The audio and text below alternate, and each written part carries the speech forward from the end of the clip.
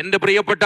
വ്യത്യസ്ത രാഷ്ട്രീയ സംഘടനകളുടെ നേതാക്കന്മാർ ഇരിക്കുന്ന വേദിയിൽ വെച്ച് പറയട്ടെ, കേവലം യൂണിയൻ ഉദ്ഘാടനത്തിന് DJ പാർട്ടികൾ സംഘടിപ്പിക്കലും വെള്ളിത്തിരയിലെ നായകനെ കൊണ്ടുവരലും മാത്രമായി വിദ്യാർത്ഥി രാഷ്ട്രീയങ്ങൾ അധപ്പതിക്കുന്നുണ്ടോ എന്ന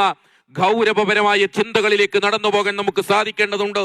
ബെഞ്ച് മുറിച്ചുകൊണ്ട് തന്റെ സഹോദരിയെ മടിയിലിരുത്തുന്ന കോപ്രായങ്ങൾ കാണിക്കുന്നവരും മലപ്പുറത്തിന്റെ തെരുവീതികളിൽ ഫ്ലാഷ് മോബ് സംഘടിപ്പിച്ചതുപോലെ ആ രൂപത്തിലുള്ള അധാർമിക പ്രവർത്തനങ്ങളിലേക്ക് തിരിച്ചു കൊണ്ടുപോകുന്ന അത്തരത്തിലുള്ള മലീമസമായ സംസ്കാരത്തിനകത്ത് ഈ യുവത്വത്തെ, ഈ വിദ്യാർത്ഥി തലമുറയെ നന്മയുടെ വഴികളിലേക്ക് കൊണ്ടുവരാനും